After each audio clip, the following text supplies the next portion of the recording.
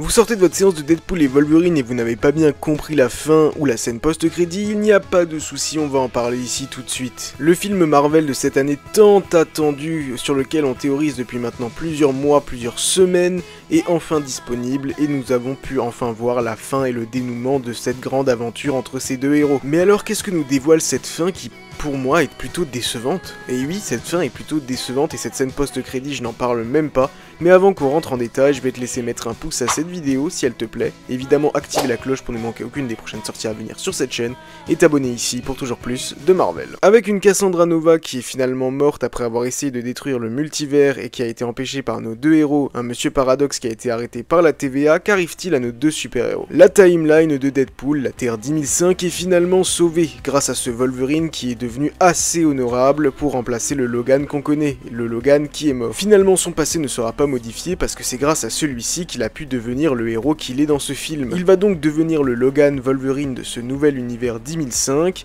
et en fait c'est une belle conclusion, c'est tout simplement ce que ça nous apporte, une belle conclusion à l'univers de la Fox mais qui ne tease rien pour la suite. Deadpool et Wolverine se sont semble-t-il installés ensemble chez Blind Hall, tandis que Laura Kinney X-23 est aussi également de retour dans cet univers 10005. On ne sait pas du tout comment elle a fini par se retrouver dans le néant, mais on sait qu'elle est de retour dans cet univers. Il en est probablement de même pour Elektra, Gambit et évidemment pour Wesley Snipes alias Blade, qui sont probablement chacun retournés dans leurs univers respectifs. Bon, en vrai, la scène post-crédit, on va pas en parler tant que ça, parce qu'en réalité, elle ne dévoile absolument rien. C'est une véritable blague sur Johnny Storm qui ne sert absolument à rien. Donc au final, ce film, Kevin Feige nous a menti car il ne fait pas du tout avancer la trame multiverselle. C'est là que je suis vraiment déçu parce que je pensais que ce film allait enfin poser vraiment les bases de ce qu'on allait avoir dans la suite du multivers, alors que ce film est au final un film indépendant qui se suffit à lui-même et qui sert également de conclusion à cet univers de la Fox. Et je trouve qu'on dirait même pas tant que ça un film du MCU, à part l'apparition de la TVA, le reste, franchement, ça ne fait pas du tout film du MCU. C'est comme si ce film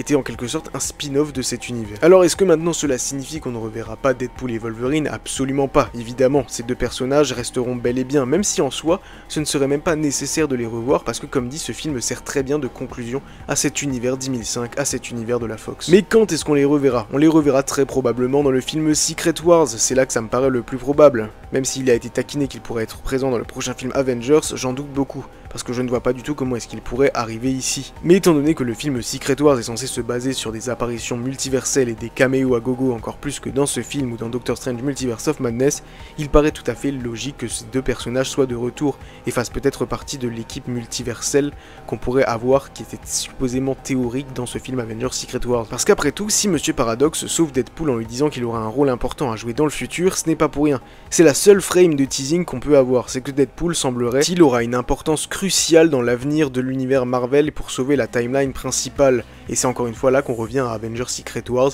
et à cette fameuse équipe multiverselle qui pourrait donc sauver le multivers. Cependant, aucun autre teasing à part celui-ci, c'est vraiment la seule petite frame qu'on peut avoir.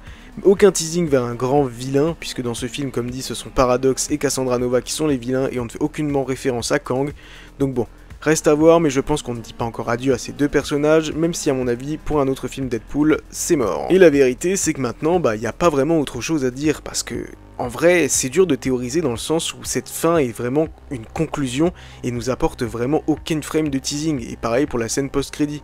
Donc je vais vous laisser me dire dans les commentaires ce que vous avez pensé de ce film, ce que vous pensez qu'il apportera dans la suite du MCU, et on se dit à rendez-vous très bientôt dans l'univers 10005.